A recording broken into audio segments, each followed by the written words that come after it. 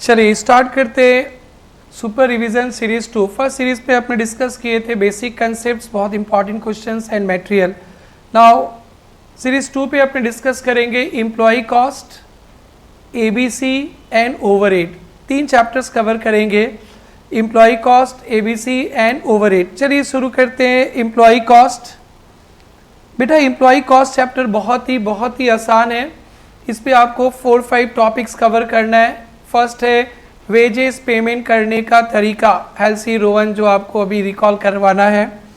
फिर उसके बाद सीखेंगे लेबर कॉस्ट किस तरह से कैलकुलेट किया जाता है, एम्प्लॉय कॉस्ट। फिर ओवर टाइम, आइडियल टाइम का treatment and labour turnover. Basically 5 topics और पक्का आपको 10 नंबर तक 5 to 10 मार्क्स का आता है क्वेश्चंस। बेटा इस चैप्टर में आपको बेसिकली फॉर्मूला बेस्ड चैप्टर है, फॉर्मूला याद रखना है। तो चलिए शुरू करते हैं without wasting your time. Methods of ways payment, various methods of ways payment. बेटा 4 मेथड्स आपको पढ़ना है, 4 मेथड्स पढ़ना है। फर्स्ट मेथड है वेज पेमेंट का time basis. Time basis is equal to actual time into rate per hour. Rate time basis पे wages होगा, वर्कर्स का अर्निंग होगा, time actual time into rate, actual time into rate. Next है बेटा piece rate basis, output basis, number of pieces produce into rate per piece. First बेटा time basis में actual time into rate per piece, straight line basis, piece rate basis, number of pieces produce into rate per piece. Next है बेटा 2 bonus का scheme है Halsey Rowan.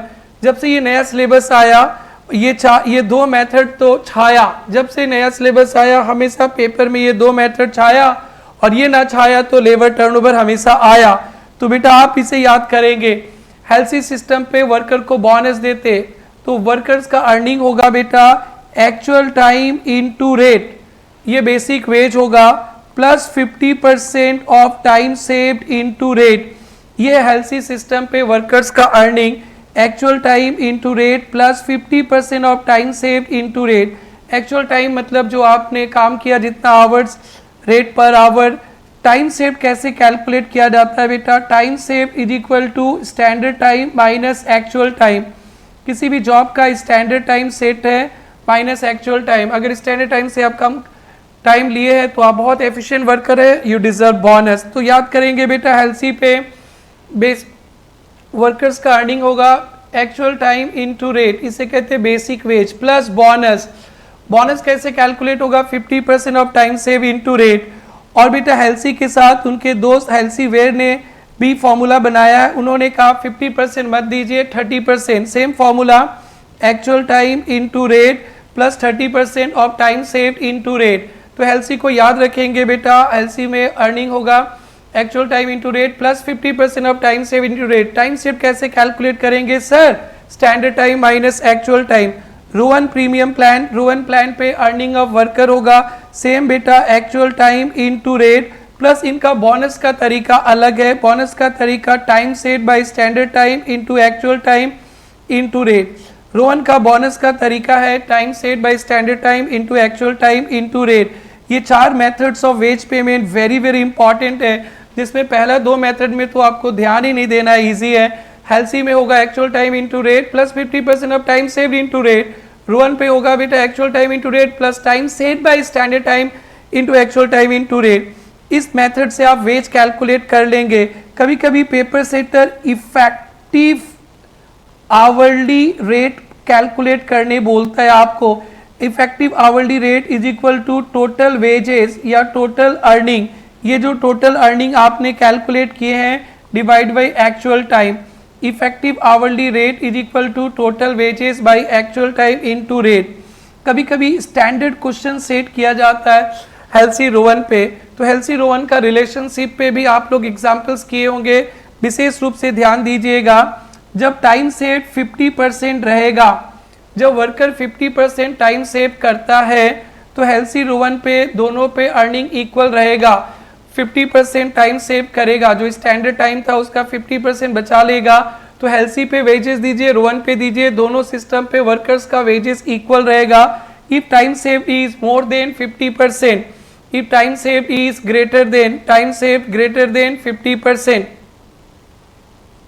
तो Halsey time saved greater than 50%, यानी 60-70% बचा है। Halsey में system पे वर्कर्स का वेजेस ज़्यादा रहेगा और time save less than 50%, Rowan पे वेजेस ज़्यादा रहेगा। इस पे जरूर से ध्यान दीजिएगा।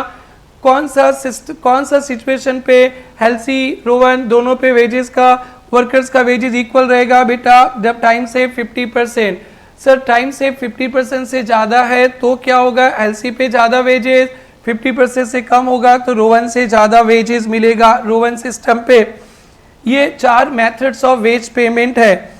इसके बाद हम लोग सीखेंगे बेटा, इसके बाद हम लोग सीखेंगे लेबर कॉस्ट कैलकुलेट करना, किस तरह से एक एम्प्लॉयर एम्प्लॉय कॉस्ट कैलकुलेट करता है, क्योंकि स्टाफ एम्प्लॉय लेबर ये प्रोडक्ट बनाता है। हम लोग एम्प्लॉय का कॉस्ट लेबर का कॉस्ट इस प्रोडक्ट में चार्ज करेंगे, तो हमारे लिए लेबर कॉस्ट एम्प्लॉय कॉस्ट क्या है? नॉर्मल सा बात है, जो हमारे स्टाफ का अर्निंग है वो हमारे लिए कॉस्ट है। बट ध्यान दीजिएगा बेटा, एम्प्लॉय कॉस्ट जब आप कैलकुलेट करेंगे, वेरी इंपॉर्टेंट टॉपिक, आपने अपने वर्कर पे जो भी खर्चा किया, आपने अपने वर्कर के लिए जो भी खर्चा किया आप उन्हें वेजेस देंगे, बोनस देंगे, कमीशन देंगे, बहुत सारे फैसिलिटीज़ देंगे, उन्हें फॉरेन टूर पे भेजेंगे, उन्हें मेडिकल ट्रीटमेंट देंगे, उनके वेकेशंस पे घूमने जाने का खर्चा देंगे, उनके घर का बिजली बिल देंगे, उनके घर का टेलीफोन बिल देंगे, उन्हें कुछ कार फैसिलिटीज़ देंगे, उन्हें रिफ्रेशमेंट उन पे खर्चा करेंगे। सारा कुछ आपका लेबर कॉस्ट है, आप सब कुछ अपने लेबर कॉस्ट में प्लस करेंगे। एम्प्लॉय कॉस्ट में वेजेस, सैलरीज आएंगे, कुछ भी कोई भी allowances, incentive, bonus, commission, payment for overtime, idle time पे विशेष डिस्कशन है। एम्प्लॉयर्स कंट्रीब्यूशन, मालिक अपने स्टाफ के नाम पे provident fund, employ state insurance पे पैसा कंट्रीब्यूट करता है, ये सब कुछ प्लस होगा। कोई भी बेनिफिट्स दिए सब कुछ आप प्लस करेंगे। This is employ cost. जब आपको एम्प्लॉय कॉस्ट कैलकुलेट करना है, अपने स्टाफ पे जो भी खर्चा किए सब कुछ प्लस कर देंगे। जब हम लोग अपने स्टाफ को पेमेंट करते हैं, उससे कुछ डिडक्शंस किया जाता है। हमारे एम्प्लॉयज़ का कंट्रीब्यूशन सैलरी में पड़े होंगे, एम्प्लॉयज़ कंट्रीब्यूशन माइनस करेंगे, प्रोविडेंट फंड, ईएसआई का, उनसे टीडीएस, उनके प्रोफेशनल टैक्स माइनस करेंगे। बेटा नेक्स्ट थ्योरी इंपॉर्टेंट है, आइडल टाइम। आइडल टाइम का मतलब होता है time for which payment made, वो समय जिसके मालिक ने पेमेंट तो कर दिए बट एम्प्लॉय ने काम नहीं किया, लेबर ने काम नहीं किया, उसे कहते हैं idle time. Idle time means time for which amount is paid, wages paid but resulted no production. जैसे आपको पता है फैक्ट्री में आवर्स होते हैं 8 आवर्स, तो वर्कर्स को तो 8 आवर्स का ही पेमेंट किया जाएगा, बट उसमें 1 आवर तो उनके लंच ब्रेक, अपना प्रिक्रेशन टाइम वगैरह उसमें चला जाता है, तो अल्टीमेटली वो काम करता है 7 आवर्स, बट हम लोग पे करते 8 आवर्स के लिए, तो 1 घंटा को बोलते हैं आइडल टाइम। आइडल टाइम इसके वेजेस पे डिस्कशन करेंगे। तो आइडल टाइम का मतलब हो गया time for which payment made but resulted no production. 2 type के आइडल टाइम होते हैं बेटा, एक नॉर्मल आइडल टाइम और एक abnormal idle time. Normal idle time unavoidable reason से होता है, जिसे रोका नहीं जा सकता है। उसके लिए क्या करते हैं, अपने रेट को इन्फ्लेट कर देते।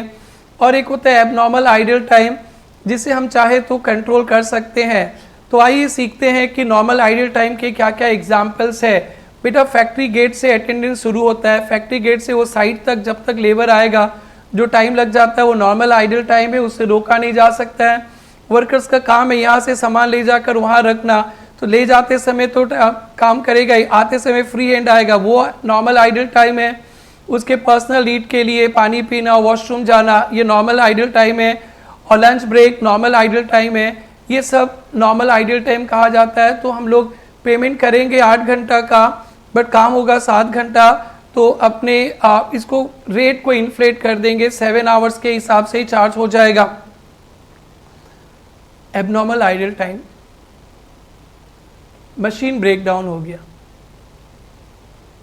पावर फेलियर हो गया, मटेरियल शॉर्टेज हो गया, वर्कर्स को 1 घंटा बैठना पड़ा, तो ये जो टाइम हुआ एबनॉर्मल आइडल टाइम, इसे हम लोग प्रॉपर्ली ध्यान देते तो कंट्रोल कर सकते हैं इस 1 घंटा का हम लोग कॉस्ट कैलकुलेट करके कॉस्टिंग पीएल में चार्ज करेंगे, ध्यान देना। तो ये बेटा नॉर्मल टाइम हो गया। नॉर्मल टाइम रीजंस भी देख लीजिएगा, एबनॉर्मल टाइम्स, ये ब्रेकडाउन, स्टॉपेज वगैरह। Treatment in cost accounting, good unit rate को इन्फ्लेट कर देते हैं या फैक्ट्री ओवर में डाल देंगे, एबनॉर्मल आइडियल टाइम को कॉस्टिंग पीएल। बेटा नेक्स्ट पॉइंट मिलेगा very very important, over time. Over time, over time का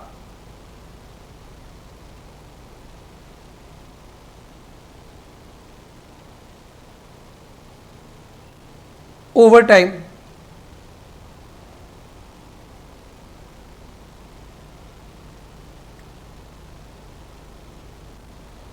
ओके, यहाँ पे नहीं है ओवर टाइम। ओवर टाइम का मतलब होता है बेटा आपके फैक्ट्री का नॉर्मल टाइम है 8 आवर्स, बट वर्कर ने काम किया 10 आवर्स, तो ओवर टाइम हो गया बेटा 2 आवर्स। जो नॉर्मल वर्किंग टाइम से बियॉन्ड काम किया जाता है उसे कहते हैं ओवर टाइम। ओवर टाइम पे क्या होता है बेटा, ओवर टाइम, इस ओवर टाइम का वेज रेट हाई होता है, वेज रेट हाई होता है। से बेटा नॉर्मल टाइम पे अगर हम लोग अपने स्टाफ को 50 रुपीज़ पर आवर देते हैं, 50 rupees per hour, 50 rupees per hour, तो ये जो ओवर टाइम होगा, ये ओवर टाइम, इस पे आप उन्हें 75 rupees per hour high veg पे करेंगे, उसे कहते हैं ओवर टाइम प्रीमियम। तो यहाँ पे एक ओवर टाइम प्रीमियम का कंसेप्ट समझना पड़ेगा। Over time premium very very important. Over time premium क्या होता है, ध्यान से देखेंगे। वेज रेट है बेटा ₹10, ओटी पे हम लोग पेमेंट करते हैं ₹15 per hour.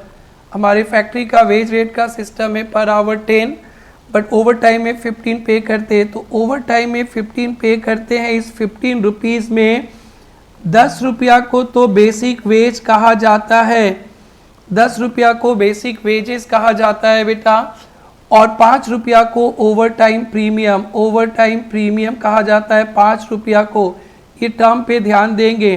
Basic wage rate 10 रुपया है, ओवर टाइम पे वर्कर्स काम करने से पर आवर 15 देते हैं, तो 10 रुपया को हम लोग बेसिक वेज, डायरेक्ट वेज बोलते, प्राइम कॉस्ट में दिखाते हैं, और जो 5 रुपया एक्स्ट्रा दिए हैं उसे ओवर टाइम प्रीमियम कहते हैं।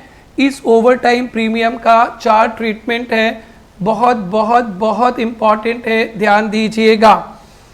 ओवर टाइम प्रीमियम टर्म का मतलब हुआ जो एक्स्ट्रा वेज, एक्स्ट्रा रेट पे कर रहे हो ड्यूरिंग ओटी, उसे कहते हैं ओवर टाइम प्रीमियम। 15 रुपया को ओटी प्रीमियम नहीं बोलना आप लोग, 10 रुपया तो बेसिक वेज है, 5 रुपया को ओटी प्रीमियम कहते हैं।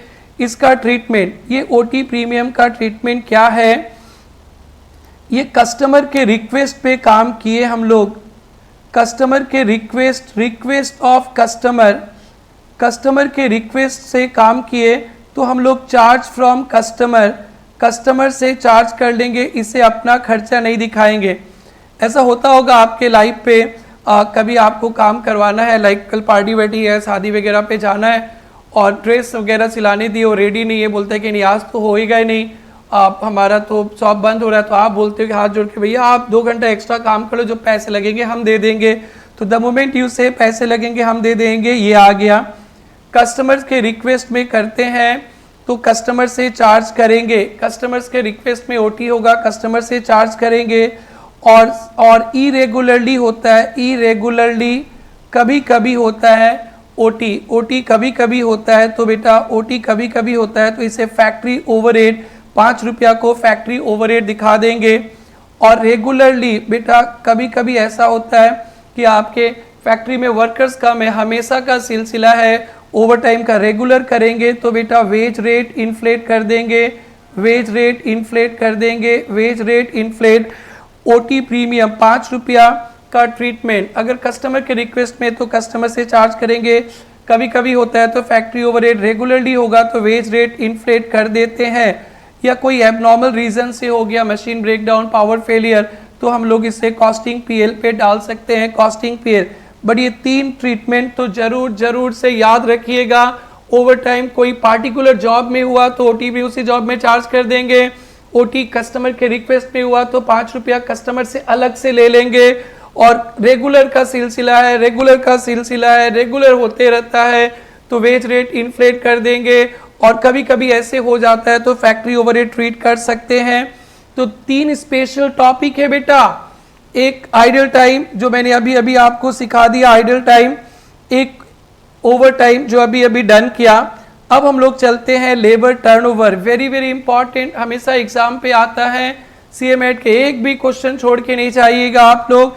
लेबर टर्नओवर का मतलब होता है लेबर का movement, labour during a particular period. बहुत सारे नए वर्कर आपके फैक्ट्री में आते हैं, ज्वाइन करते हैं, और बहुत सारे छोड़ के चले जाते हैं। तो जाने वाले 2 रास्ता है, किसी को आप धक्का मार के निकाल देते हो, चले गए, या कोई हमेशा के लिए आपको बाय करके चला जाता है, इसे कहते हैं लेबर टर्नओवर।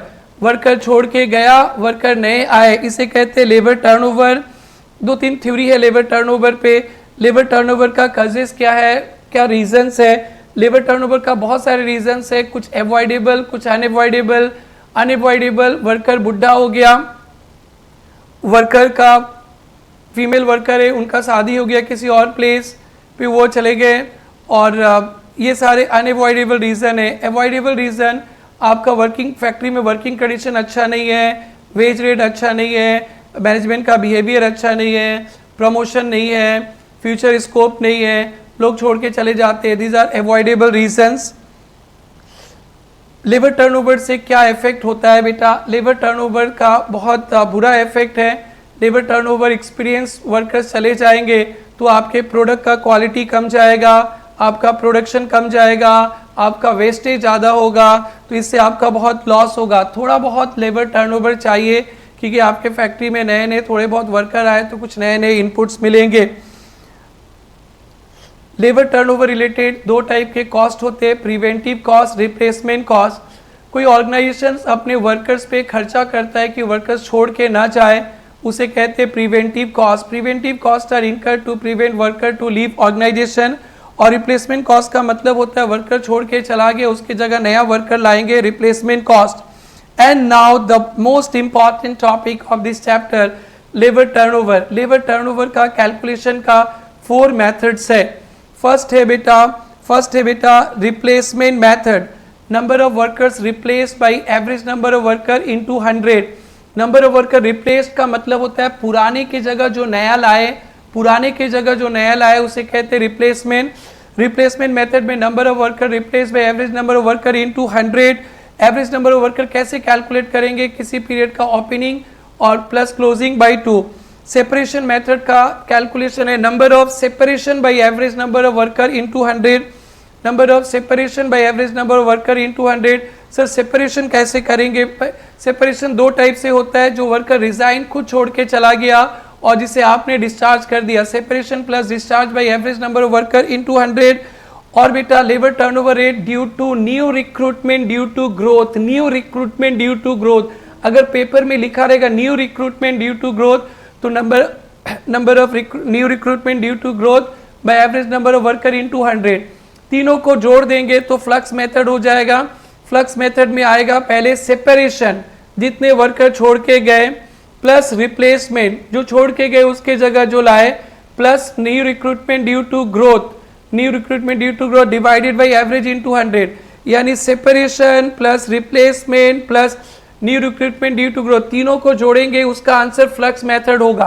कभी कभी paper setter new recruitment due to growth नहीं पूछता है, तो 3 ही फॉर्मूला लगाएंगे, सेपरेशन प्लस रिप्लेसमेंट डिवाइड, दोनों जोड़ के फ्लक्स हो जाएगा। और बेटा एक टर्म यूज होता है एक्सेशन। एक्सेशन का मतलब होता है बेटा replacement plus new recruitment due to growth, replacement plus new recruitment due to growth, replacement plus new recruitment due to growth को एक्सेशन कहते हैं। लेबर टर्नओवर आप मंथली भी कैलकुलेट कर सकते हैं, क्वार्टरली भी कैलकुलेट कर सकते हैं, एनुअली भी। कभी कभी अभी फैक्ट्री का 3 महीने का इंफॉर्मेशन दे दिया, 3 महीने का लेबर टर्नओवर रेट कैलकुलेट किया आपने, और पेपर सेटर ने पूछ लिया एनुलाइज भी करो, तो जो भी टर्नओवर रेट है डिवाइडेड बाय 3 इंटू 12। कभी मंथली कैलकुलेट कर लिया, एनुलाइज करने बोला, इक्विवेलेंट, तो डिवाइडेड बाय 1 इंटू 12। ध्यान रखेंगे बेटा, बेटा लेबर टर्नओवर होने से आपके कॉस्ट भी बढ़ जाता है, प्रॉफिट कम होता है। सीएमएट पे एक क्वेश्चन है, जरूर से आपको क्वेश्चन सोल्व करना है। लेबर टर्नओवर के कारण कुछ आवर्स वर्क नहीं हुए, उसमें सेल्स कम जाता है तो प्रॉफिट फॉरगॉन होता है, प्लस वर्कर छोड़ के जाने के बाद रिप्लेसमेंट कॉस्ट बहुत लगता है, उन सबको जोड़ देंगे तो ये profit forgone due to labour turnover हो जाएगा। बेटा एक छोटा सा और पॉइंट है, कैलकुलेशन ऑफ एफिशिएंसी बहुत इंपॉर्टेंट है, पहले सिलेबस में था, बहुत सारे मैथ उसमें एफिशिएंसी चाहिए, फिर भी आप एफिशिएंसी पे एक एग्जांपल करके जाइएगा, आपके मैथ पे है, बहुत सिंपल है। Efficiency is equal to standard time by efficiency is equal to standard time by actual time, standard time by actual time into 100। Efficiency 100% या उससे ज़्यादा है तो अच्छा है, 100% से कम होगा तो बुरा है। एफिशिएंसी का कैलकुलेशन ना फॉर्मूला थोड़ा सा अजब है, ध्यान रखना। टाइम पे देखेंगे तो standard time bye actual time into 100, और बेटा प्रोडक्शन पे देखेंगे तो एक्चुअल प्रोडक्शन ज़्यादा होने से अच्छा है, actual production by standard production into 100। ये बेटा लेबर एम्प्लॉइज चैप्टर के इतने ही आपको प्रैक्टिकल है। आइए थोड़ा सा थ्योरेटिकल डिस्कशन और कर लेते हैं बेटा। दो थ्योरी पढ़ेंगे, time keeping, time booking. Workers का आने और जाने का टाइम को रिकॉर्ड रखते उसे कहते हैं टाइम कीपिंग। वर्कर 8 बजे आया 4 बजे चला गया, तो 8 बजे आया 4 बजे चला गया, उसको बोलते हैं टाइम कीपिंग। इससे हमें यह पता चलता है कि वर्कर्स कितना घंटा फैक्ट्री में था वेज पेमेंट के लिए, और वो फैक्ट्री में जब था तो कौन कौन से जॉब में कितना कितना टाइम दिया कॉस्टिंग पर्पस के लिए चाहिए, उसे कहते हैं टाइम बुकिंग। टाइम बुकिंग मतलब वर्कर्स कौन कौन से काम जॉब पे कितना कितना टाइम स्पेंड किया, टाइम बुकिंग। टाइम कीपिंग का मतलब वर्कर फैक्ट्री में कितना आवर्स था। बेटा ये कुछ मेरे साइड से थ्योरी और प्रैक्टिकल तो पूरे ही आ गया थे, जो जरूर से पढ़ना है। बेसिकली ये फॉर्मूला बेस्ड चैप्टर है, फॉर्मूला पढ़िएगा, सीएमएट के सारे क्वेश्चंस कीजिएगा, और आपका ये एम्प्लॉय कॉस्ट ओवर हुआ। चलिए एम्प्लॉय कॉस्ट के बाद हम लोग स्टार्ट करते हैं एक्टिविटी बेस्ड कॉस्टिंग। फिर इसके बाद हम लोग इस सीरीज में ओवरहेड पे भी डिस्कशन करेंगे। थोड़ा ओवरहेड बड़ा रहेगा बट अच्छी तरह से आपको सारे टॉपिक्स में रिवाइज कराऊंगा। बेटा एक्टिविटी बेस्ड कॉस्टिंग एक टेक्निक है ओवरहेड का कैलकुलेशन करके प्रोडक्ट में चार्ज करने का जो मेथड्स है, किस तरह से ओवरहेड प्रोडक्ट में चार्ज करेंगे, बस वही सिखाता है एक्टिविटी बेस्ड कॉस्टिंग। बट हम लोग जब ओवरहेड पढ़ेंगे वहाँ पे देखेंगे जो आपके फैक्ट्री के इनडायरेक्ट एक्सपेंसेस है उसे चार्ज करने का 6 मेथड्स हैं, पुराने ज़माने के सिस्टम से चलते आ रहा है, उसी का मॉडिफाइड वर्जन, उसका न्यू वर्जन, और बहुत अच्छा टेक्निक है ये और वाइडली यूज्ड है ऑल ओवर वर्ल्ड। इसीलिए सीए इंस्टीट्यूट इस चैप्टर से हमेशा क्वेश्चन 10 मार्क्स का देता है, हमेशा क्वेश्चन 10 मार्क्स के आते हैं। बेटा ये बस 10 मिनट का ही चैप्टर है, कंसेप्ट वाइज बात करें तो आप लोग जरूर से ये चैप्टर का सारे सम स्टडी मैट के पढ़ के जाएंगे। लास्ट एग्जाम में भी सीएमएट से ही आया था और बहुत अच्छा कवरेज है, वहाँ से पढ़ के जाना है आपको। तो basically this chapter is all about overhead. Activity based costing क्या कहता है कि आपके फैक्ट्री के जितने भी इनडायरेक्ट एक्सपेंसेस हैं उसको एक्टिविटी वाइज क्लासीफाई कीजिए। तो different stages of activity based costing ध्यान रखना है आपको। डिफरेंट एक्टिविटीज़ आपके ऑर्गेनाइजेशंस पे जो बहुत सारे एक्टिविटीज़ है, इंपॉर्टेंट एक्टिविटीज़ को आइडेंटिफाई करना है और सभी एक्टिविटीज़ का कॉस्ट कैलकुलेट करना है, और ये देखना है बेटा कि आपके ड्राइवर्स क्या है, कॉस्ट ड्राइवर्स क्या है, मतलब किस बेसिस पे खर्चा लगता है। For example machine related expenses machine hour पे, labour related expenses labour hour पे, production run setup production run के बेसिस पे, इंस्पेक्शन का खर्चा इंस्पेक्शन के बेसिस पे, और फिर calculate cost driver rates and फिर calculate compute overhead cost chargeable to product. बेटा इसको इस तरह से मैं समझाता हूँ, देखना ये है मेन पॉइंट इस चैप्टर का।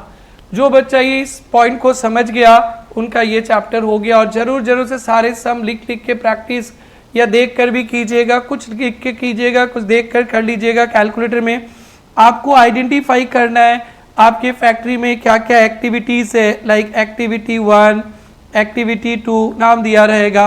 हर एक एक्टिविटी का कॉस्ट कैलकुलेट करना है और उसके कॉस्ट ड्राइवर्स देखना है। क्या है cost drivers? Machine our, labour our, production run, setup, inspection time और कॉस्ट ड्राइवर यूनिट। अगर कॉस्ट ड्राइवर मशीन आवर है तो पता करना है कि जिस पीरियड का ये कॉस्ट है उस पीरियड में कितने मशीन आवर लगे, जिस पीरियड का कॉस्ट है उस पीरियड में कितने प्रोडक्शन रन सेटअप हुए, और रेट कैलकुलेट करेंगे। रेट कैलकुलेट कैसे करेंगे? ये कॉस्ट है और ये कॉस्ट ड्राइवर का क्वांटिटी है, तो 1 डिवाइडेड बाई 2 ये रेट निकल जाएगा हर एक एक्टिविटीज़ का। बेटा उसके बाद हम लोग एक स्टेटमेंट बनाते हैं प्रोडक्ट का, प्रॉफिट लॉस का। 3 प्रोडक्ट्स है ABC। डायरेक्ट मटेरियल लिख लेंगे जिसमें जितना लगा, डायरेक्ट वेजेज जिसमें जितना लगा, कोई प्रॉब्लम नहीं है। प्राइम कॉस्ट तक no problem. Now this is new thing, overhead cost related to, आपको लिखना है overhead cost related to activity 1 का जो ओवरहेड कॉस्ट किस तरह से कैलकुलेट करेंगे। तो रेट तो आप कैलकुलेट कर ही लिए हो, यहाँ पे रेट कैलकुलेट कर लिए हो, और प्रोडक्ट ए में सपोज मशीन आवर है तो प्रोडक्ट ए बनाने के लिए कितने मशीन आवर लगे, तो रेट से मशीन आवर से मल्टीप्लाई कर देंगे तो एक्टिविटी 1 का कॉस्ट प्रोडक्ट ए के लिए, फिर रेट तो आप कैलकुलेट कर लिए होगे, मशीन आवर आपका कॉस्ट ड्राइवर है तो प्रोडक्ट बी में कितने मशीन आवर, फिर इस तरह से एक्टिविटी 2 का और टोटल कॉस्ट कैलकुलेट हो जाएगा। सेलिंग प्राइस दिया हुआ है and you can calculate profit loss. तो ये वाला जो मेन वर्किंग नोट बनता है यही सबसे धमाकेदार पॉइंट है और बिलीव मी बहुत आसान है, आप लोग जरूर से इसके सारे सम्स प्रैक्टिस करना। बेटा कॉस्ट ड्राइवर्स के बारे में थोड़ा सा नॉलेज दे देता हूँ। मशीन सेटअप कभी एग्जाम में आ सकता है, एक्टिविटी बता देंगे कॉस्ट ड्राइवर। मशीन सेटअप का बेटा नंबर ऑफ सेटअप या सेटअप आवर्स या number of production run. Inspection का per item. Quality testing, hours of testing. Receiving material receive करने का number of receiving order. Packing, number of packing order. Store delivery, number of store delivery. Research and development, number of research project. Customer services, number of services call, hour spend on servicing product. Engineering का ध्यान रखिएगा, production order. और designing का number of new jobs और production order. ये था बेटा activity based costing. Activity based costing में ना आज सारे एक्टिविटीज को 4 ग्रुप में डिवाइड किया। Very very very important. First है यूनिट लेवल एक्टिविटी, दूसरा बैच लेवल एक्टिविटी, तीसरा बेटा product level activity, facilities level activity. Exam के लिए hit list theory CA final में ये चैप्टर था, पहले बहुत आया ये question. Different activities, unit level activity, batch related activity, product related activity, facilities level activities. तो बेटा यूनिट लेवल एक्टिविटीज में कैसे खर्चा आते, वो खर्चा जो पर यूनिट बेसिस पे लगता है, पर यूनिट बेसिस पे direct material per unit, direct labour per unit या इनडायरेक्ट मटेरियल्स कंज्यूमेबल, जो खर्चा पर यूनिट बेसिस पे लगता है उसे कहते हैं यूनिट लेवल एक्टिविटीज। जो खर्चा बैच वाइज लगता है उसे कहते हैं batch level activities, like machine setup, material handling, batch inspection.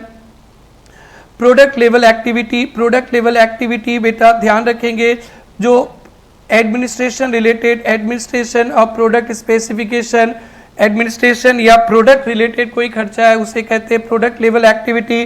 Facilities related का example ground maintenance, plant securities, property tax, इसे कहते हैं फैसिलिटीज रिलेटेड एक्टिविटीज। ये क्वेश्चन जरूर से पढ़ के जाना।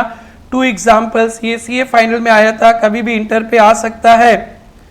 तो बेटा ये था आपका एक्टिविटी बेस्ड कॉस्टिंग। फिर बता रहा हूँ activity based costing very very simple, very very easy, very high scoring, very trending और एवरी ईयर एवरी टर्म पे आ रहा है। सीएमएट के सारे क्वेश्चंस कर लेंगे, हो सके तो कोई पुराने पेपर्स भी मिले तो कर लीजिएगा।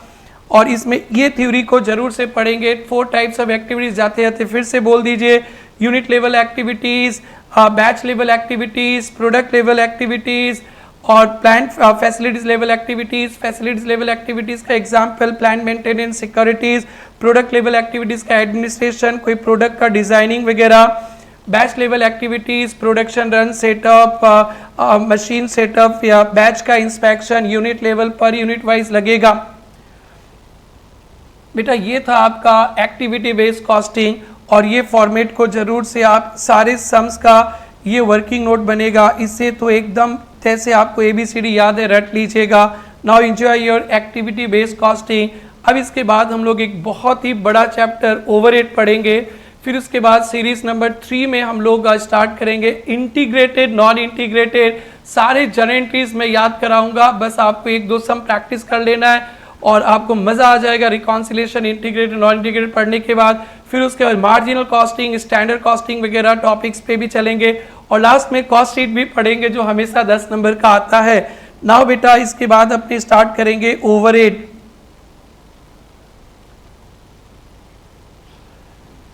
चलिए यारो शुरू करते हैं ओवरहेड। ओवरहेड बहुत ही बड़ा चैप्टर है, आपको रिकॉल करने में बहुत प्रॉब्लम होगा, तो मैं आ गया हूँ आप लोग को हेल्प करने के लिए, और ये सीरीज 2 का लास्ट चैप्टर है। ओवरहेड का मतलब होता है summation of indirect expenses, that is indirect material, indirect labour, indirect expenses, तीनों को इकट्ठे ओवरहेड कहते हैं। हम लोग ओवरहेड पे 3 ओवरहेड पे डिस्कशन करने वाले हैं। एक है factory overhead, manufacturing overhead, production overhead, office and administration overhead और सेलिंग एंड डिस्ट्रीब्यूशन ओवरहेड। एक रिसर्च एंड डेवलपमेंट कॉस्ट भी है ओवरहेड, इस पे कोई डिस्कशन नहीं चाहिए। आप factory overhead, office overhead, selling and distribution overhead पे डिस्कशन करेंगे, और सबसे ज़्यादा टाइम लगेगा फैक्ट्री ओवरहेड पे। चलिए शुरू करते हैं फैक्ट्री ओवरहेड का काम। फर्स्ट पार्ट है, फर्स्ट काम है आपको cost allocation, cost allocation, cost apportionment. आपके फैक्ट्री के जितने भी खर्चा है सब इकट्ठा कर लिए, और उसे हम लोग डिपार्टमेंट वाइज फैक्ट्री के अंदर बहुत सारे डिपार्टमेंट्स है, production department 1, 2, 3, service department S1, S2 जो सर्विस देता है, तो सारा खर्चा को एलोकेट करेंगे। एलोकेट मतलब कोई भी एक्सपेंसेस एक पार्टिकुलर डिपार्टमेंट के लिए लगा, उसी डिपार्टमेंट में चार्ज करेंगे, उसे कहते हैं एलोकेशन। इम्पॉर्टेंट थ्योरी है बेटा, इम्पॉर्टेंट थ्योरी है। कोई कॉमन खर्चा एक से ज़्यादा डिपार्टमेंट के लिए लगा, कॉस्ट सेंटर के लिए लगा, उसे सभी डिपार्टमेंट कॉस्ट सेंटर में बांट देंगे, उसे कहते हैं एपोर्शनमेंट।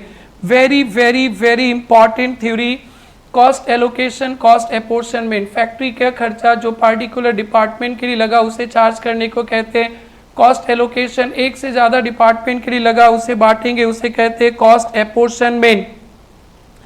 जब बेटा एलोकेशन एपोर्शनमेंट करेंगे, खर्चा को प्रोडक्शन सर्विस में बांटेंगे, उसी को कहते हैं बेटा primary distribution. Primary distribution, primary distribution कहते हैं। देखिए प्राइमरी डिस्ट्रीब्यूशन का फॉर्मेट, प्राइमरी डिस्ट्रीब्यूशन आपका प्रोडक्शन डिपार्टमेंट रहेंगे और आपके सर्विस डिपार्टमेंट भी रहेगा। तो आप अपने प्रोडक्शन डिपार्टमेंट को नंबरिंग कर दिए P1, P2, P3, service department को S1, S2। यहाँ पे बेटा अमाउंट, टोटल अमाउंट लिखते हैं, टोटल टोटल टोटल, और यहाँ पे लिखते हैं बेसिस, किस तरह से बांटेंगे, और ये पार्टिकुलर्स।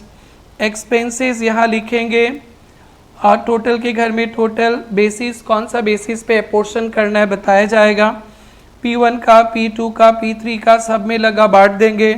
और भी कोई एक्सपेंसेस आ गया वो P1 के लिए लगा तो P1 में चार्ज करेंगे, S1 के लिए लगा तो S1 में चार्ज कर देंगे।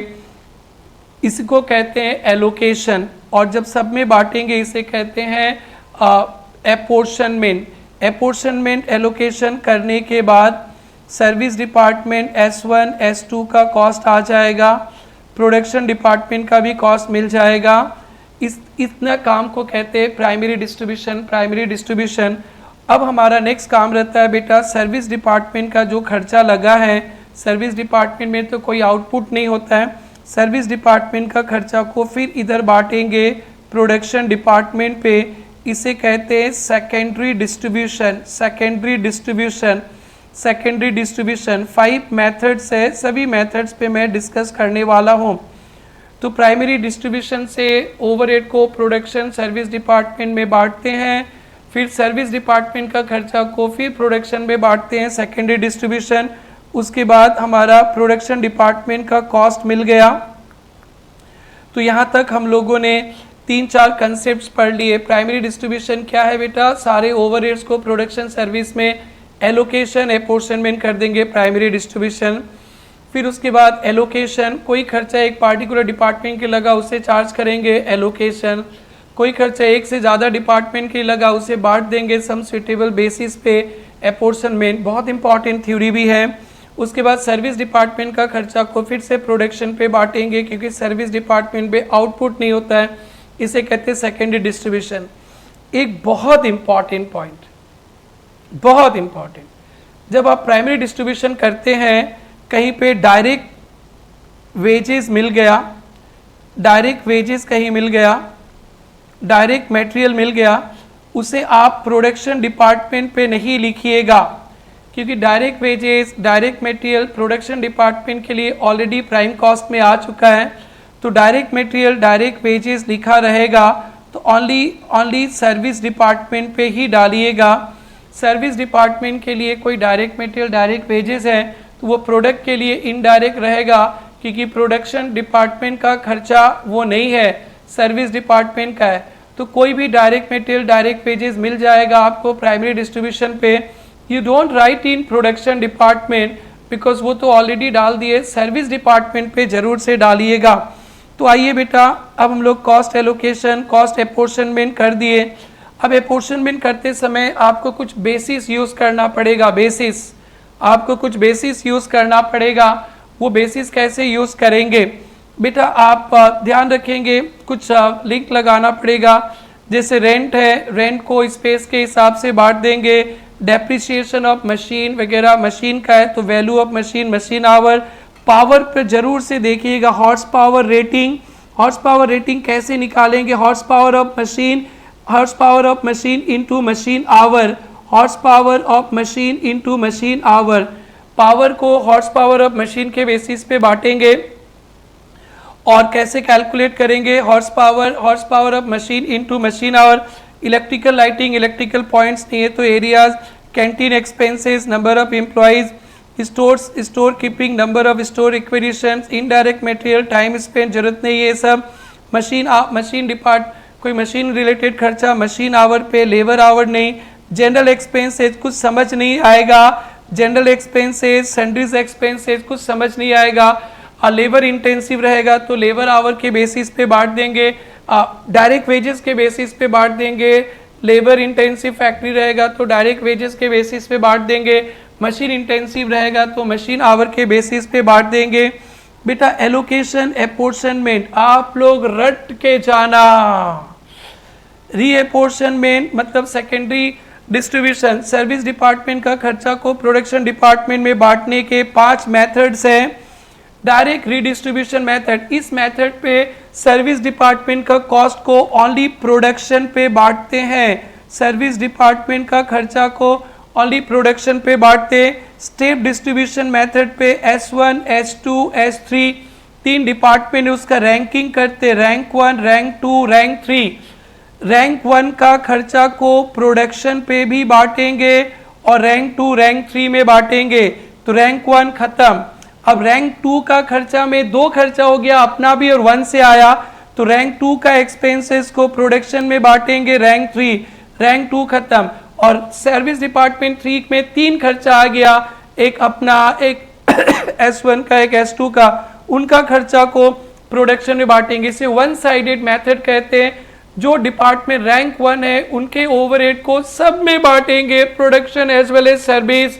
जो रैंक 2 डिपार्टमेंट है यहाँ पे टोटल कॉस्ट होगा अपना प्लस रैंक 1 का, वो प्रोडक्शन और सर्विस रैंक 3 में बांटेंगे। सर कैसे रैंक 1 करते हैं ranking?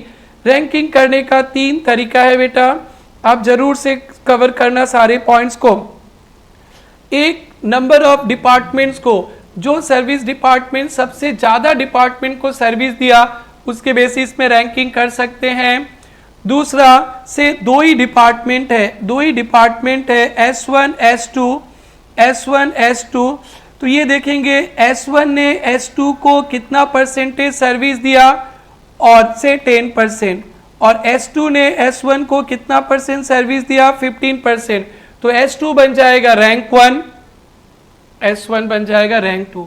Percentage of services rendered, और तीसरा वैल्यू ऑफ सर्विसेज रेंडर्ड, देखा जाएगा कौन कितना ज्यादा वैल्यू का सर्विस दूसरे डिपार्टमेंट को दिया, आप उसे रैंक 1 बना देंगे। उसके बाद रेसिप्रोकल मेथड, रेसिप्रोकल मेथड क्या कहता है? S1 का खर्चा प्रोडक्शन में तो जाएगा ही जाएगा, S2 में भी जाएगा, S2 का खर्चा प्रोडक्शन में भी जाएगा S1 में।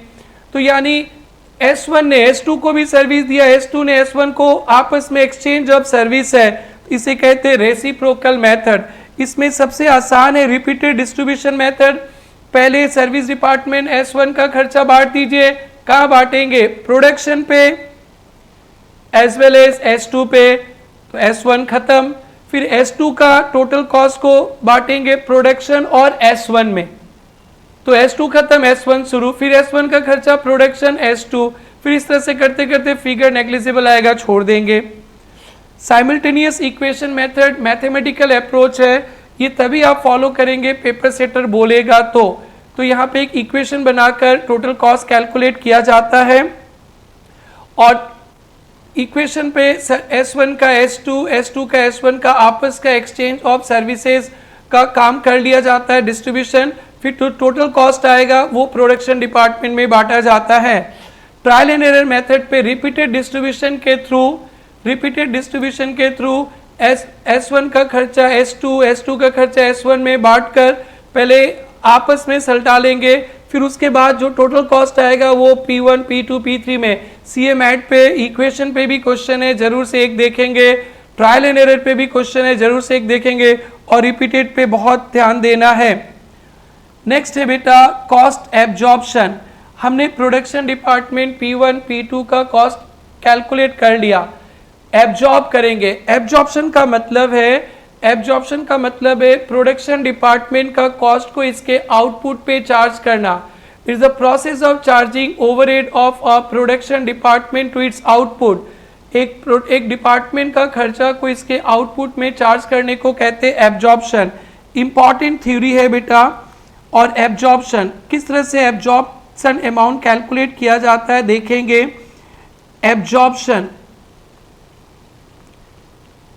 एब्जॉर्प्शन या अमाउंट एब्जॉर्ब का कैलकुलेशन देखेंगे। इसके लिए चाहिए एक एब्जॉर्प्शन रेट, जो मैं अभी सिखाऊंगा, into actual base. Absorption rate into actual base. Overhead absorption या ओवरहेड एब्जॉर्ब कैसे कैलकुलेट करते हैं? Absorption rate into actual base. ये एब्जॉर्प्शन रेट कैलकुलेशन करने का 6 मेथड्स है ट्रेडिशनल, उसी का एडवांस वर्जन, मॉडर्न वर्जन है ABC। तो एब्जॉर्प्शन अमाउंट कैसे निकलेगा बेटा? Overhead absorption rate into actual base. थोड़ा सा बेसिक्स, और ये जो एब्जॉर्प्शन रेट हम लोग कैलकुलेट करते हैं, एक्चुअल रेट भी कैलकुलेट कर सकते हैं। किस तरह से कैलकुलेट होगा? Actual overhead by actual base. Actual overhead by actual base, ये प्री डिटरमाइंड भी हो सकता है। Budgeted overhead by budgeted base. Overhead absorption rate, जो बिजनेस पे काम कंप्लीट होने के बाद कॉस्ट कैलकुलेट किया जाता है, एक्चुअल रेट होगा actual overhead by actual base. But basically आपको प्री डिटरमाइंड बजटेड मिलता है, budgeted overhead by budgeted base, budgeted overhead by budgeted base. Overhead absorption rate हम लोग 2 टाइप से कैलकुलेट करते हैं। 3 डिपार्टमेंट है, तीनों का अलग अलग, उसको बोलते हैं department wise overhead absorption rate. तीनों डिपार्टमेंट का एक साथ, उसे कहते हैं सिंगल ब्लैंकेट रेट। आइए बेटा देखते हैं एक्चुअल ओवरहेड रेट कैसे कैलकुलेट होता है। Actual overhead by actual base, base पे आ रहे अभी लेबर आवर, मशीन आवर, कुछ भी हो सकता है। प्री डिटरमाइंड रेट बेटा, pre determined rate, budgeted overhead by budgeted base. Single blanket rate, single blanket rate पूरे फैक्ट्री का एक रेट। ये तभी होता है जब आपके 3 प्रोडक्शन डिपार्टमेंट में तीनों में एक ही टाइप का काम होता है या एक ही प्रोडक्ट तीनों में बनता है, तो आप बेटा क्या कर सकते हो, आप एक ही रेट कैलकुलेट कर सकते हो, total overhead of factory by total base. ये कब यूज होता है ध्यान रखेंगे बेटा। where only one major product is produced, where several products produced but all product passes through all departments same time पे सेम टाइम लगता है. मल्टीपुल ही एडवाइजेबल रहता है, अलग अलग डिपार्टमेंट का अलग अलग ओवरहेड रेट, हर एक डिपार्टमेंट का ओवरहेड बाय बेस. मेथड्स बेटा 6 मेथड्स है ओवरहेड एब्जॉर्प्शन रेट का. फर्स्ट है बेटा production unit method, budgeted overhead by budgeted production. machine hour rate method, budgeted overhead by budgeted machine hour. Labor hour rate method, budgeted overhead by budgeted labor hour. Percentage of direct material cost, budgeted overhead by budgeted direct material cost into 100. Percentage of direct wages, budgeted overhead by budgeted direct wages into 100. Percentage of prime cost, budgeted overhead by budgeted prime cost into 100. Production unit method पे budgeted factory overhead by budgeted production. Percentage of direct material, जब बेटा percentage रहेगा ना तो ऊपर भी rupees नीचे भी rupees.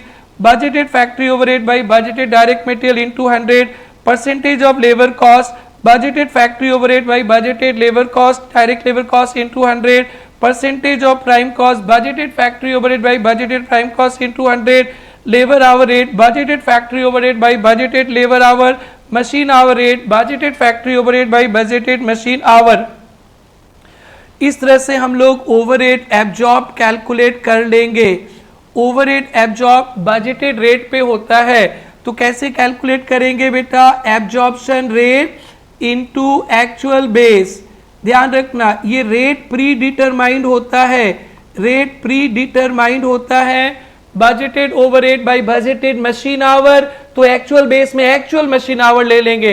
Budgeted overhead by direct labour hour, budgeted direct labour hour तो एब्जॉर्प्शन के समय रेट तो पता ही रहेगा into actual direct labour hour. Budgeted overhead by budgeted direct wage into 100 percentage में रहेगा, रेट तो पता ही रहेगा इनटू एक्चुअल डायरेक्ट वेजेस ले लेंगे.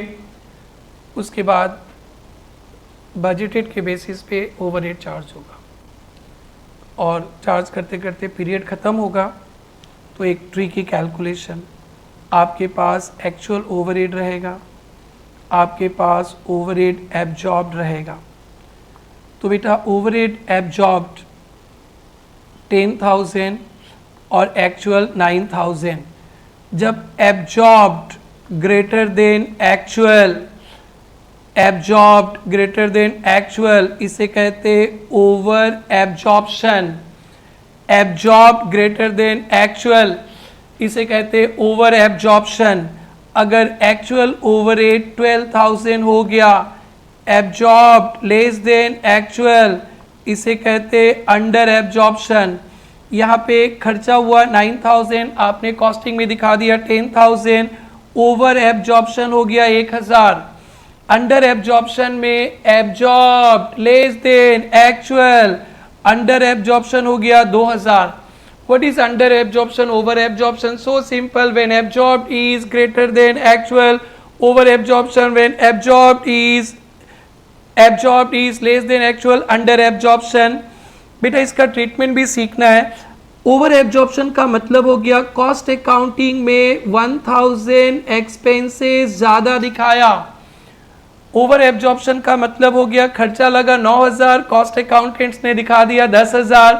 अब इसका ट्रीटमेंट करेंगे तो कॉस्टिंग में खर्चा कम करेंगे. अंडर एब्जॉर्प्शन मतलब खर्चा लगा 12,000, कॉस्टिंग में दिखाया 2,000, कॉस्ट अकाउंटिंग में 2,000 खर्चा कम दिखाया. जब 2,000 खर्चा कम दिखाया ट्रीटमेंट करेंगे तो कॉस्टिंग में खर्चा बढ़ाएंगे. ओवर एब्जॉर्प्शन में कॉस्टिंग में खर्चा ज्यादा है, खर्चा कम करेंगे. अंडर एब्जॉर्प्शन में कॉस्टिंग में खर्चा कम दिखाया है, खर्चा को और बढ़ाएंगे.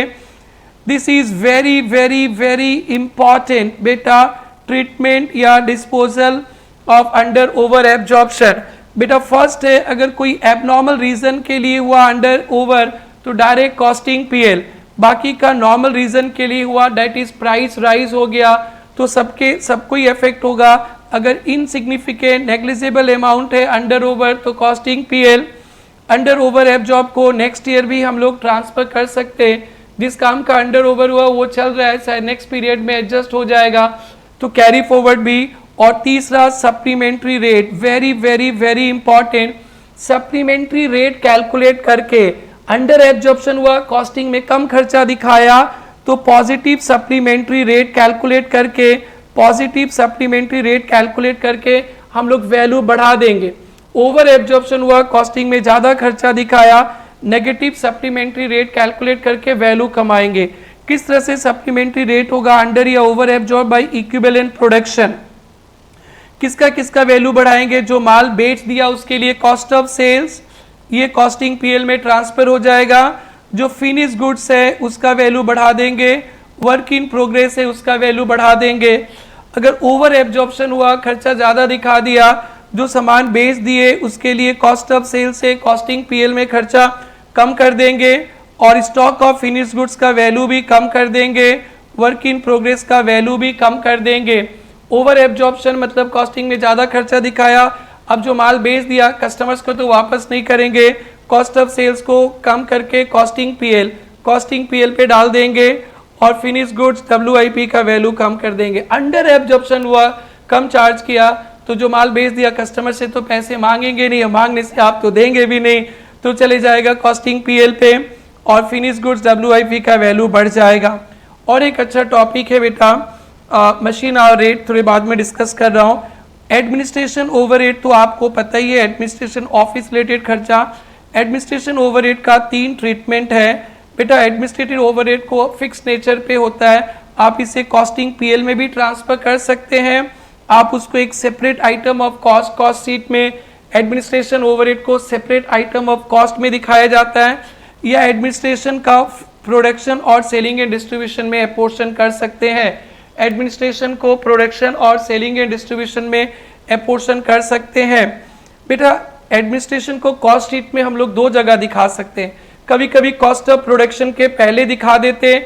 अगर एडमिनिस्ट्रेशन प्रोडक्शन रिलेटेड है तो हम लोग कॉस्ट ऑफ प्रोडक्शन के पहले दिखा देते हैं, और एडमिनिस्ट्रेशन ऐसे जनरल बोल दिया तो कॉस्ट ऑफ प्रोडक्शन के बाद सेलिंग एंड डिस्ट्रीब्यूशन के साथ। ध्यान रखेंगे जब आप कॉस्ट शीट पढ़ेंगे, एडमिनिस्ट्रेशन ऑफिस एडमिनिस्ट्रेशन कुछ नहीं लिखा तो कॉस्ट ऑफ प्रोडक्शन के पहले जोड़ देंगे, और जनरल वगैरह लिख दिया तो आप सेलिंग एंड डिस्ट्रीब्यूशन के साथ, दैट इज बाद में आप कॉस्ट ऑफ प्रोडक्शन के बाद प्लस करेंगे। और प्रोडक्शन रिलेटेड बोल दिया, कुछ नहीं बोला तो assume production related, cost of production से पहले प्लस कर देंगे, और बोल दिया जनरल है नॉट रिलेटेड टू प्रोडक्शन तो सेलिंग एंड डिस्ट्रीब्यूशन के साथ आप उसे प्लस करेंगे। रिमेंबर कॉस्ट शीट में जरूर से ध्यान देना है। नाउ बेटा मशीन आवर रेट पे हम लोग डिस्कशन करेंगे थोड़ी देर बाद में, बहुत इंपॉर्टेंट है, बड़ा आराम से करेंगे। नाउ और एक छोटा सा selling and distribution overhead. Selling and distribution overhead भी हम लोग प्रोडक्ट वाइज कैलकुलेट कर लेते हैं, और इसका एब्जॉर्प्शन रेट कैसे कैलकुलेट करेंगे, sales value of goods. Selling and distribution overhead sales related होता है, तो percentage of sale value of goods, that is selling and distribution divided by total sales into 100। तो percentage of sales value calculate कर लेते हैं, selling and distribution से 20% हो गया, तो अब जितना सेल होगा उसका 20% सेलिंग एंड डिस्ट्रीब्यूशन, या कॉस्ट ऑफ गुड्स सोल्ड के बेसिस पे selling and distribution divided by cost of goods sold into 100, या नंबर ऑफ सेल्स के बेसिस पे selling and distribution by quantity, sales quantity के बेसिस पे आप रेट कैलकुलेट कर सकते हैं। वैल्यू ऑफ सेल्स के बेसिस पे भी कर सकते हैं। अगर सेलिंग अलग अलग प्रोडक्ट का सेलिंग प्राइस अलग अलग है तो जिसका सेलिंग प्राइस ज़्यादा है उस पर सेलिंग एंड डिस्ट्रीब्यूशन ज़्यादा लगेगा, और सभी प्रोडक्ट का सेलिंग प्राइस ऑलमोस्ट इक्वल है तो हम लोग selling and distribution per unit के बेसिस पे कर लेते हैं। Selling and distribution expenses product wise, area wise आपको अगर क्लासीफाई करना है तो कुछ कॉमन एक्सपेंसेस थोड़ा ध्यान देंगे आप लोग बेटा। कोई जनरल एक्सपेंसेस हो जाएगा, जनरल एक्सपेंसेस तो सेल्स वैल्यू के बेसिस पे बांटेंगे। ट्रांसपोर्ट बेटा वेट और डिस्टेंस दोनों देखना होता है। इंश्योरेंस, आपका स्टोर रूम का insurance. Value of finish goods, value of average stock, value of average stock, value of average stock के बेसिस पे, रेंट फ्लोर स्पेस के बेसिस पे, एडवर्टाइजमेंट सेल्स वैल्यू के बेसिस पे, कमीशन सेल्स वैल्यू पे होता है, remuneration of salesman sales value, rent वगैरह स्पेस के बेसिस पे, शोरूम एक्सपेंसेस स्पेस के बेसिस पे, और सेल्स एडमिनिस्ट्रेशन मिसलिनियस। कुछ समझना है तो सेल्स वैल्यू याद रखिएगा बेटा। बेटा 4 कंसेप्ट रिलेटेड कैपेसिटी है, वेरी इंपॉर्टेंट, और फिर इसके बाद हम लोग मशीन आवर रेट पे डिस्कशन करेंगे। 4 कैपेसिटी रिलेटेड है। बेटा आपके पढ़ाई रिलेटेड एक दिन में 24 आवर्स होता है, तो कह सकते कि मैक्सिमम कैपेसिटी 24 आवर्स, जो कभी पढ़ ही नहीं सकते आप। प्रैक्टिकल कैपेसिटी जितना पढ़ा जा सकता है, इन दिनों तो आप 18 आवर्स 20 आवर्स पढ़ते होंगे, तो जितना घंटा पढ़ाई किया जा सकता है आपसे लाइक 18 आवर्स प्रैक्टिकली पॉसिबल है। प्रैक्टिकल कैपेसिटी, नॉर्मल कैपेसिटी का मतलब होता है कि फैक्ट्री में या आप नॉर्मली 10 घंटा रोज पढ़ते हो ऑन एन एवरेज, तो डेट्स कॉल्ड नॉर्मल कैपेसिटी। और एक्चुअल कैपेसिटी का मतलब अभी जो पढ़ाई कर रहे हो। तो 4 कैपेसिटी है। Maximum capacity is the maximum time जो फैक्ट्री में काम हो सकता है, that is per day 8 hours होता है, तो 365 डेज से मल्टीप्लाई कर देंगे मैक्सिमम कैपेसिटी। कोई भी जिंदगी में काम मैक्सिमम कैपेसिटी के बेसिस पे प्लानिंग नहीं होता है, क्योंकि ये कभी अचीव भी नहीं हो सकता है। Practical capacity normally maximum capacity से कुछ छुटमुट लॉसेस होंगे, Sunday, holidays, inventories, minor breakdown, जो नॉर्मल आइडियल टाइम होगा वो माइनस कर देंगे।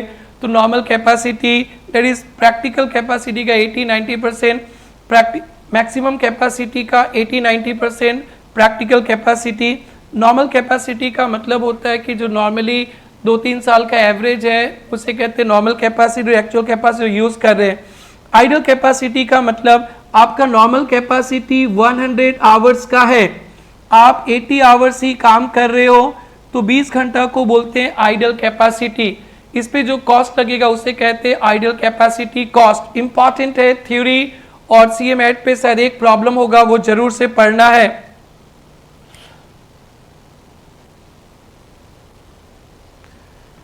चलिए बेटा last topic machine hour rate. Machine hour rate बड़े ध्यान से सुनेंगे, बहुत अच्छी तरह से आपको समझना है। मशीन आवर रेट पे ओवरहेड एब्जॉर्प्शन रेट तो पहले भी हम लोग देखे ही थे, आपको मैं दिखा रहा हूं।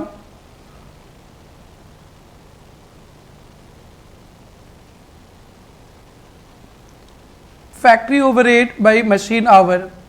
जो मशीन इंटेंसिव फैक्ट्री डिपार्टमेंट होते हैं ना, वहाँ पे हम अपने ओवरहेड एब्जॉर्प्शन रेट कैलकुलेट करते हैं मशीन आवर रेट के बेसिस पे। आपने देखा था प्राइमरी डिस्ट्रीब्यूशन पे अपने ओवरहेड डिपार्टमेंट वाइज किए थे, P1, P2, P3, बट अपने प्रोडक्शन डिपार्टमेंट वाइज ओवरहेड इकट्ठा नहीं करके मशीन वाइज भी खर्चा इकट्ठा कर सकते हैं, और मशीन आवर से डिवाइड करके मशीन आवर रेट कैलकुलेट करते हैं। तो बेटा कुछ अच्छी पॉइंट्स आप लोग ध्यान देंगे। और मशीन आवर रेट बहुत ट्रिकी कॉम्प्लिकेटेड है, जिसका वीडियो मैंने यूट्यूब पे प्रॉपर्ली डाल दिया है फुल क्लास का, जिसको ज़रूरत होगा देखेंगे। और बाकी जिन बच्चों का अच्छी तरह से पढ़ा हुआ है रिवाइज करेंगे आप लोग। मशीन आवर रेट कैलकुलेट करते कोई एक प्रोडक्शन डिपार्टमेंट का, एक प्रोडक्शन डिपार्टमेंट पे 5 मशीन्स है, 5 मशीन्स पे अलग अलग टाइप के काम होते, तो 5 मशीन का अलग अलग खर्चा इकट्ठा करके 5 MHR कैलकुलेट होगा। मशीन 1 का अलग, मशीन 2 का अलग, मशीन 3 का अलग, मशीन 4 का अलग, मशीन 5 का। एक प्रोडक्शन डिपार्टमेंट पे 5 मशीन से, एक ही टाइप के मशीन से एक ही टाइप के काम होते, तो अपने 5 मशीन का जोड़कर एक ही MHR कैलकुलेट करते हैं, सिंगल MHR, एक ही MHR कैलकुलेट होगा पूरे 5 मशीन का। तो एक प्रोडक्शन डिपार्टमेंट में कभी लिखा रहेगा 5 मशीन, किसी एक मशीन का MHR पूछा जाएगा, तो आपको ये समझना है कि वो अच्छा 5 मशीन अलग अलग है, उससे अलग अलग पूछा है। कभी मिलेगा एक डिपार्टमेंट में 5 मशीन से 5 मशीन का एक ही मिलाकर रेट निकालना, ओ अच्छा ये सारे मशीन एक ही काम करते, ये हो गया। नंबर 2, जब आप मशीन आवर रेट कैलकुलेट करते हैं तो मशीन रिलेटेड जो खर्चा होता है बेटा, मशीन रिलेटेड जो खर्चा, उसे कॉस्ट को 2 पार्ट में डिवाइड करते हैं, एक फिक्स कॉस्ट और एक वेरिएबल कॉस्ट। जो भी प्रोडक्शन डिपार्टमेंट में खर्चा है मशीन रिलेटेड सब लगे हैं, उसे 2 पार्ट में डिवाइड करेंगे। फिक्स कॉस्ट वो होता है which does not very with machine our, और वेरिएबल कॉस्ट वो होता है जो very with machine our. Basically power का कॉस्ट वेरिएबल होता है, और बाकी मशीन का डेप्रिसिएशन, आपके फैक्ट्री का rent, electricity, lighting, supervisor salary, machine का इंश्योरेंस फिक्स कॉस्ट होता है। तो फिक्स कॉस्ट अपने टोटल फिक्स कॉस्ट कैलकुलेट कर लेते, पूरे मशीन रिलेटेड जो फिक्स कॉस्ट लगा, may be monthly, may be quarterly, may be annually, paper setter जैसा क्वेश्चन सेट करेगा। फिक्स कॉस्ट कैलकुलेट करके अपने fix cost per hour calculate करते हैं, total fix cost by total machine our, total machine hour पे भी अपने discussion करेंगे। इस तरह से फिक्स कॉस्ट पर मशीन आवर कैलकुलेट कर लेते से ₹10। और पावर कॉस्ट बेसिकली वेरिएबल होता है, power cost variable cost per hour ही रहता है, से वेरिएबल कॉस्ट 5 आ गया, तो हमारा MHR कैलकुलेट हो गया 15। कॉस्ट पर मशीन आवर, ये हमारे फैक्ट्री के जो भी एक्सपेंसेस थे कॉस्ट पर आवर कैलकुलेट कर लिए 15। अब ये कैलकुलेशन करते समय कॉस्ट को सेग्रीगेट करते हैं फिक्स्ड और वेरिएबल में। पावर का कॉस्ट वेरिएबल हो जाता है, वेजेस अगर आवरली बेसिस है तो वेरिएबल, अदरवाइज फिक्स डाल देते हैं। अब अच्छी अच्छी बातें सुनेंगे बेटा। सबसे पहले वेजेस का, वेजेस ऑफ ऑपरेटर, जो ऑपरेटर्स होते हैं जो मशीन को चलाते हैं उनका वेजेस है ऑपरेटर्स वेजेस, ये डायरेक्ट वेजेस है।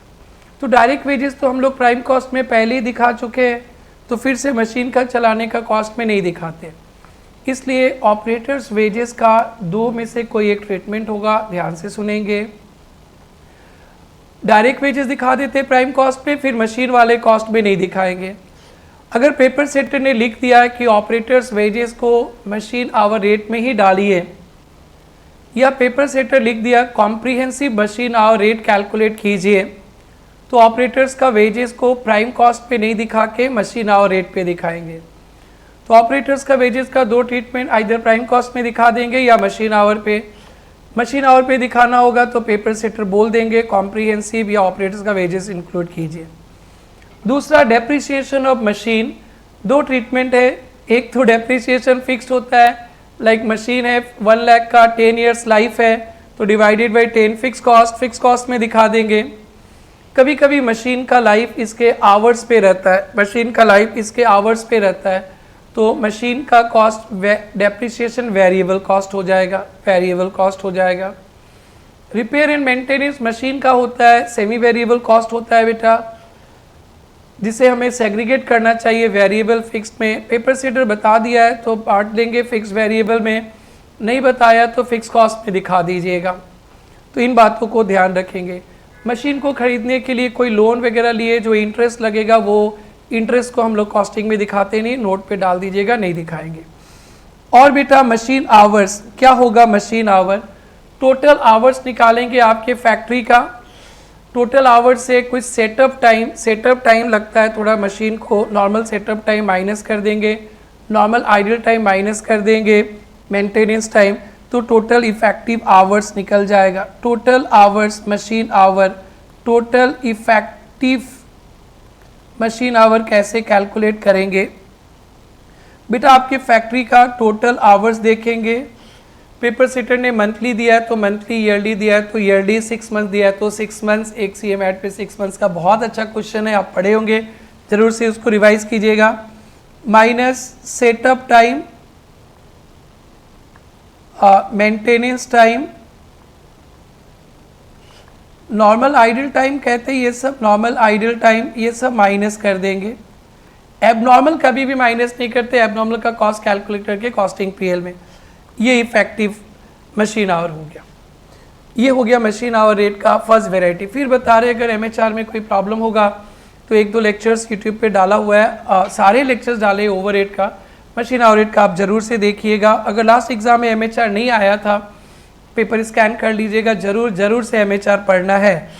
अब बेटा थोड़ा सा सेटअप को लेकर लोचा है, थोड़ा सा सेटअप टाइम को लेकर। ये सेटअप टाइम 2 टाइप के होते हैं। एक सेटअप टाइम अनप्रोडक्टिव होता है, अनप्रोडक्टिव जो देख लिए अनप्रोडक्टिव रहता है तो टोटल आवर्स से माइनस करते हैं, डन। और दूसरा सेटअप टाइम प्रोडक्टिव होता है। सेटअप टाइम प्रोडक्टिव क्या होता है sir? That is every job को मशीन में करने से पहले सेटअप करना होता है, इसे कहते हैं सेटअप टाइम प्रोडक्टिव। जब सेटअप टाइम प्रोडक्टिव है ना, तो इसमें अपने दो ऑप्शन हैं, एक सिंगल MHR भी हो सकता है, सिंगल मशीन आवर रेट, और एक ड्वेल या 2 tier machine hour rate calculate होता है। एक सेटअप टाइम का अलग, एक रनिंग टाइम का अलग। तो सेटअप टाइम तो अनप्रोडक्टिव है तो खेला ख़त्म हो गया। सेटअप टाइम प्रोडक्टिव है तो ध्यान रखेंगे दो टाइप के मशीन आवर रेट होता है, एक सिंगल MHR और एक ड्वेल MHR। सेटअप टाइम का अलग, रनिंग टाइम का अलग। प्रोडक्टिव कब होता है? जब every job require dedicated setup. बस एक बात ध्यान रखना है, नो पावर कॉस्ट। सेटअप के समय मशीन नहीं चलता है, सेटअप प्रोडक्टिव हो या अनप्रोडक्टिव पावर नहीं लगेंगे। सेटअप प्रोडक्टिव हो या अनप्रोडक्टिव पावर नहीं लगेंगे। No power cost, no power cost. और सेटअप टाइम के अगर प्रोडक्टिव है तो सिंगल MHR कैलकुलेट करेंगे और यहाँ पे मशीन आवर में ना रनिंग टाइम भी आ जाएगा और सेटअप टाइम भी आ जाएगा। तो 2-3 बात ध्यान रखना है। सेटअप टाइम प्रोडक्टिव होगा, पेपर सेटर बोल देगा और बोलेगा सिंगल MHR करना, तो मशीन आवर में रनिंग टाइम सेटअप टाइम दोनों आएगा, लेकिन पावर कॉस्ट नहीं लगेगा। इसलिए पावर कॉस्ट का कैलकुलेशन बहुत ट्रिकी है। आप पढ़ाई किए होंगे, आप लोग जरूर से पावर कॉस्ट यहाँ पे देख लीजिएगा। पावर कॉस्ट तो रनिंग टाइम पे लगता है, पावर कॉस्ट रनिंग टाइम पे लगता है। चलिए मैं बोल ही देता हूं, power ₹2 per hour, running time 100, setup time 20। तो टोटल पावर कॉस्ट होगा बेटा, टोटल पावर का कॉस्ट होगा बेटा 100 × 2, 200, बट टोटल आवर से डिवाइड होगा 120। This is very tricky question, please keep it in mind. आप प्रैक्टिस में जरूर से इस पॉइंट को डील करना। ड्वेल MHR पूछ लिया है तब तो बहुत अच्छा है। सेटअप टाइम का अलग, रनिंग टाइम का अलग। तो इस सिचुएशन पे अपने क्या करते, ध्यान से देखेंगे। सेटअप टाइम रनिंग टाइम का अलग, तो पहले हम लोग fix cost per hour calculate करते, total fix cost by setup time running time. तो बेटा fix cost per hour setup time running time पे इक्वल आ जाता है। फिर पावर का कॉस्ट डालेंगे, सेटअप टाइम में नहीं लगेगा, रनिंग टाइम। फिर अदर कॉस्ट और कॉस्ट बताया तो सेटअप टाइम रनिंग टाइम दोनों पे डाल देंगे। 2 MHR कैलकुलेट हो गया, सेटअप टाइम का और रनिंग टाइम का। तो सेटअप टाइम टन से आप पेपर खोलने के साथ साथ देखिएगा। पेपर सेटअप प्रोडक्टिव बोल दिया तो ठीक है, नहीं बोला तो माइनस कर दीजिएगा टोटल आवर से। प्रोडक्टिव बोल दिया तो देखना है कि आपको सिंगल MHR बोला है, ड्वेल MHR आपको जरूर से देखना है, पर ध्यान रखना है पावर कॉस्ट नहीं लगेगा। सिंगल MHR है तो अच्छा है, बट टोटल आवर्स में रनिंग टाइम सेटअप टाइम दोनों आ जाएंगे। और ड्वेल MHR बोला तो भी अच्छा है। फिक्स कॉस्ट को अलग से कैलकुलेट करना पड़ेगा, divide by setup time running time, और फिर डबल कॉलम में MHR कैलकुलेट होगा। ये बेटा मैंने कोशिश की आप लोगों को ओवरहेड को रिफ्रेश करने के लिए। आप लोग ओवरहेड वाला चैप्टर को सबसे लास्ट में बाद में प्रैक्टिस कीजिएगा, क्योंकि छोटे छोटे बहुत सारे चैप्टर्स है, आप उसे कवर कीजिएगा। मैं तो बोलूँगा ABC के बाद आप लोग को कॉस्ट शीट पढ़ लेना चाहिए, जॉब बैच पढ़ लेना चाहिए, फिर अकाउंटिंग वाला चैप्टर पढ़ लेना चाहिए, कॉन्ट्रैक्ट छोटा है वो पढ़ लेना चाहिए, प्रोसेस JPBP पढ़ लेना चाहिए, स्टैंडर्ड कॉस्टिंग पढ़ लेना चाहिए। उसके बाद ओवरहेड मार्जिनल को आराम से कल शाम को लेना आप लोग, एग्ज़ाम के एक दिन पहले वाले। तब तक दिन भर में बहुत सारे चैप्टर्स आप कंप्लीट कर लेंगे ना, तो आप कंफर्ट जोन में रहेगा तो कॉन्फिडेंस होगा। आप सबसे रिक्वेस्ट है कि ओवरहेड चैप्टर आप स्टार्टिंग पे नहीं लेंगे, रिवीजन पे आप सबसे last, second last, third last marginal के साथ लीजिएगा। अदरवाइज इसमें घुसेंगे तो खत्म ही नहीं होगा, छोटे छोटे अच्छे चैप्टर्स वो पेंडिंग रह जाएंगे। आपका तो ऐसा नहीं कि सारे क्वेश्चंस ओवरहेड से ही आएंगे, छोटे छोटे बहुत सारे चैप्टर्स से वहीं से पढ़ना। Enjoy your series 2। हम लोग अब सीरीज 3 का तैयारी करेंगे।